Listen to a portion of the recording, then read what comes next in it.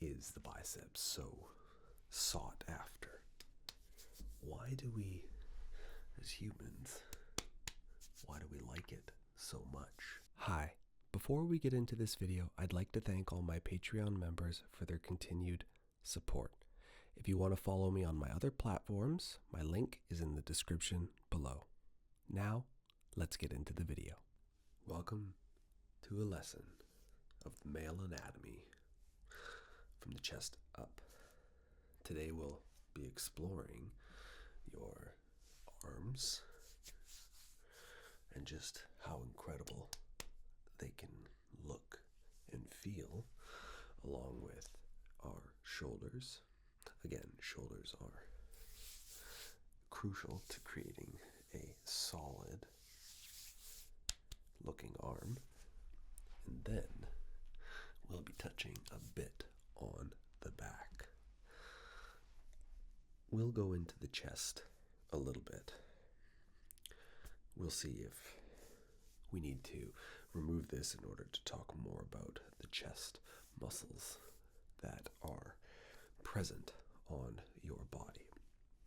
But firstly, let's begin with all of our favorite muscle, the bicep. Why is the bicep so sought after? Why do we, as humans, why do we like it so much? Well, we're always wearing shirts, and it, as you can see, being summer, tends to be the portion of skin that is shown off the most. Therefore, if you have a shirt that can really show off your bicep and your triceps, it's sought after. So, do we know why it's called the bicep? Because you have two heads. Technically you have three, but two are on your biceps. So, well, technically you have four. Anyways, I diverge. You have two bicep muscles on your inner and your outer biceps. You have your triceps, and you might ask, why is it called the triceps? Well, that's because you have three muscles on your triceps. Tri meaning three. So anyways, let's talk about how we can work the bicep, how it functions as a muscle, and then we'll talk about the tricep and how the tricep functions as a muscle. Sound good? Great. Let's get into it.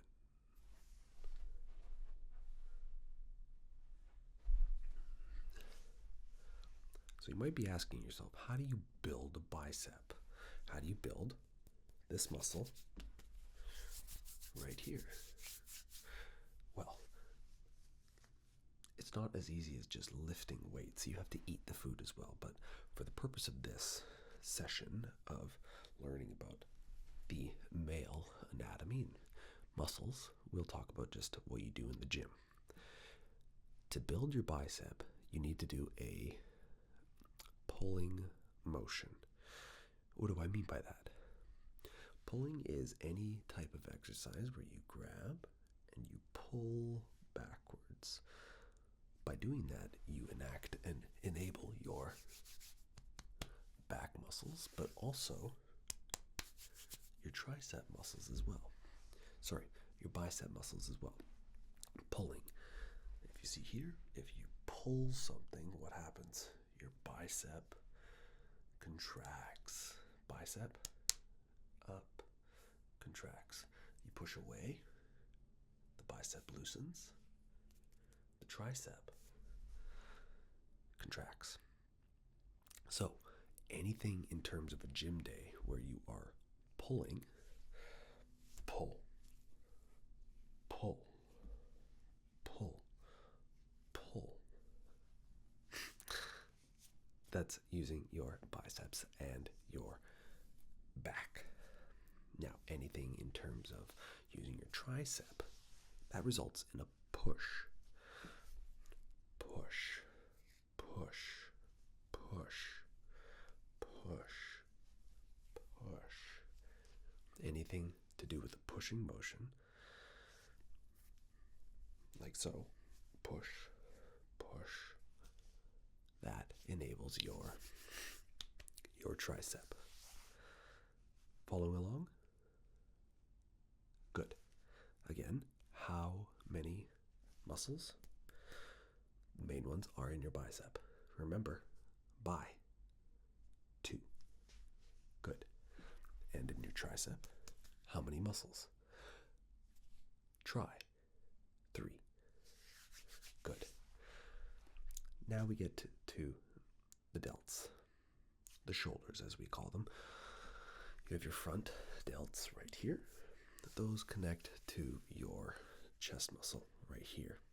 They link into that section right there. And then you have your side delt, your side shoulder, your lateral raise, and then you have your rear delt. That's this big sweeping motion muscle that you see goes under here, right along there. If you push your arms back, you can see that. That's the rear, this is the side, and then if you pull forwards like this, that is your front lat. Now, how do you work those? Again, a pushing or a pulling motion, because you have them on the front and the back of your body. When you're doing a pulling motion, you're using a little bit of your rear delt. Not as much as your back muscles, but still. And then when you're pushing, you are using your triceps and your chest, but you are using some of that front delt. So then, how do you work the side? Well, you need to do side lateral raises, or shoulder press. Not the most ideal exercise in order to work your sides. Usually that will work. Most people round their backs. It will end up working the front of their delts when they're doing a shoulder press like so. My recommendation, using the pec fly machine, standing at it sideways, having your arm grab all the way back here and then swinging around like that. You'll watch, swinging around like that. That will hit your rear delt. Same thing goes for this side. Now, one thing I didn't talk about that I believe needs to be mentioned. Tattoos. You'll notice this arm is bare, this arm is covered. Now, here's where I talk about tattoos and placement of tattoos, and just to be aware if you're trying to show something off. When you flex your arm like this, no tattoos, you can see all the definition of my arm. You can see the shoulder separation, you can see the triceps, you can see the biceps, right? You can see all those lines and how they morph into each other. That's not to say they're not on this arm, but it's a lot harder to see the tricep. Look at the tricep here. You can't really see it, and I'm flexing. It should look like that. You should be able to see that horseshoe. Prime example here. I can hold my arm like this, and you can see the bicep. You can see that separation. It's still there on here. It's still there. It's just not as visible. So when you flex, look at this arm compared to this arm. Quite the difference, even in lighting. You move around, look at the lighting. The lighting changes it, but this arm has more definition than this arm. You can still see where the shoulder connects. Right here, that was muscles. There should be like a nice little round line here, a half moon. This, right there. But a tattoo will hide some of your definition. So be cautious and conscious about where you get a tattoo if you're wanting to show something off. Make sense? Good. Now, we'll talk about the back. It's hard to talk about the back when you can't really see what you're showing. So, I'm just going to point this here. This is your rear delt. Do you see that? Do you see that line here where it goes just like that and up? See that line where it starts there and goes up? That's your rear delt. this big meaty thing here that you have on both sides, those are your lats. You'll see when I have them like this, you can't see them. Do you see how they can flare? They're not there. Flare. They're not there. So when you put your hands on your hips and you spread your arms out like so, you can see your lats show. Lats create that beautiful V taper that a lot of people aspire for, myself included. You're looking for the small waist and sorry, I had a song, Small Waist in Your Face. Anyways, I'm not going to get into that. A small waist, big lats. It's called the Dorito or the Golden Triangle. I think the Dorito sounds better. Now, in terms of chest, we won't go into full detail of the chest today. That should be a completely separate video.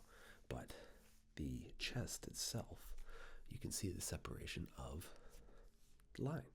As you start to lose weight, you will see more definition and see more muscle separation than if you had more excess fat or body weight on yourself. Not a good or a bad thing, doesn't matter. It's just about preferences on how do you want to look. If you want to look shredded, well, you're going to have to even go a hell of a lot farther than where I'm even at. But if you don't care and you want to build strength, definition is not something you're going to be reaching for. So for me, slowly I'm trying to build up definition where you can fully start to, see lines of where the chest starts to move itself around on the outside there into your armpit. Do you see that?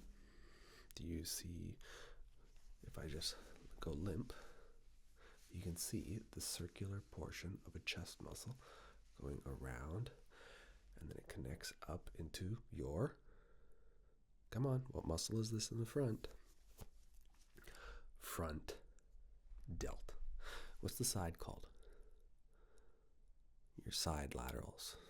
These are all your delts, essentially. You know, your front, your side, and your back delts. And then your back, well, I just gave it away, but that's your back delt. And again, how many muscles in your bicep?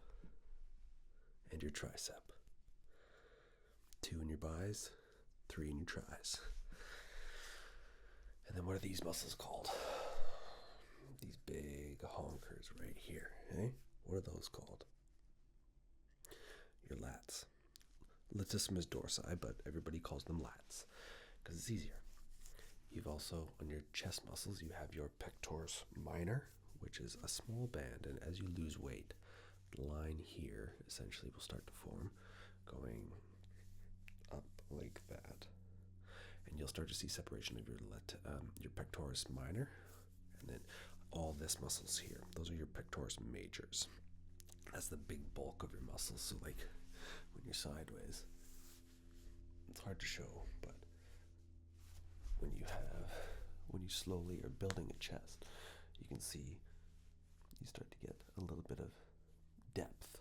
And then as you lose weight, you slowly start to build this line, and it'll slowly enter into your armpits.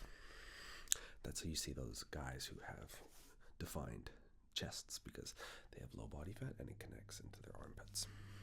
So that is a quick, speedy class of your muscles. Now again, how do you work your lats? Sides, work the sides. Front, work the front. Any pushing motion, you will work your front delts. Any pulling motion, you will work your rear lats. Your rear back. Any pulling down motion, sweeping pull motion, you will work your lats. And again, remember, a tattoo can hide definition. While they can look good and you can be happy about them, they hide a lot of your work. So if you want to show off a lot of your definition that you're working towards, don't get them in areas that will hide definition. I hope you learned a lot from this session of male anatomy muscles. Have a wonderful day. Take care. Bye bye.